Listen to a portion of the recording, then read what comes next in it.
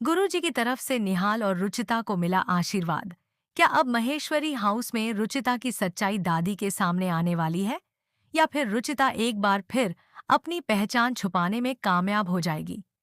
जी हाँ दोस्तों, सीरियल मन सुंदर के आने वाले एपिसोड में एक तरफ जानवी दीदी रुचिता को लेकर महेश्वरी हाउस में शिव पार्वती की पूजा में पहुंचती है, लेकिन यहाँ रुचिता निहाल की दादी से इतनी डरी हुई नजर आती है कि कभी अपना चेहरा दुपट्टे से छुपाती है, तो कभी दीवार की आड़ लेकर खुद को बचाने की कोशिश करती है। इसी बीच जब दादी की नजर रुचिता पर पड़ती है तो वह तुरंत उससे पूछ बैठती हैं कि तुम कौन हो। दादी के इस सवाल से रुचिता घबरा जाती है, लेकिन अपनी सूझबूझ से एक नया बहाना बनाकर वहां से निकलने में कामयाब हो जाती है। हालांकि इसके बाद उसी महेश्वरी हाउस में जब रुचिता और निहाल की मुलाकात होती है, तो दोनों के बीच एक प्यारा सा रोमांटिक पल देखने को मिलता है। जैसे ही रुचिता की नजर निहाल से मिलती है, निहाल की आंखों में भी उसके लिए अनकही मोहब्बत साफ दिखाई देने लगती है। सबसे खास बात तो यह है कि निहाल पिछली बात के लिए रुचिता से बार बार माफी मांगता है और अपनी गलती स्वीकार करता है। यह देखकर रुचिता भी मन ही मन सोचने लगती है कि उसने तो सोचा था कि निहाल उसे फिर से डांटेंगे, लेकिन उन्होंने तो अपनी गलती ही मान ली।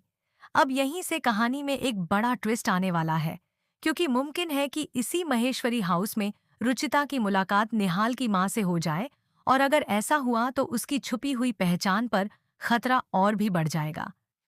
वहीं आने वाले एपिसोड में जानवी दीदी पूरे महेश्वरी परिवार से मिलती जुलती दिखाई देंगी। ऐसे में सबसे बड़ा सवाल यही है कि आखिर रुचिता दादी की नजरों से कब तक बच पाएगी। क्या दादी उसकी सच्चाई जान जाएंगी, या रुचिता एक बार फिर अपने राज को छुपाने में सफल हो जाएगी? आने वाले एपिसोड में निहाल और रुचिता की यह अनकही मुलाकात धीरे धीरे एक नए रिश्ते को जन्म देती हुई नजर आ सकती है। अब देखना बेहद दिलचस्प होगा कि इन दोनों की यह बढ़ती नजदीकियां कहानी को किस नए मोड़ पर लेकर जाती हैं। आपको क्या लगता है, क्या दादी रुचिता की सच्चाई जान पाएंगी? अपनी राय कमेंट में जरूर बताइए। लेकिन दोस्तों, असली ड्रामा तो तब शुरू होगा जब पूजा के दौरान दादी एक बार फिर रुचिता को अपने सामने देख लेंगी। दादी को पहले से ही उस लड़की पर शक है, और अब रुचिता की घबराहट उनके शक को और भी मजबूत कर सकती है।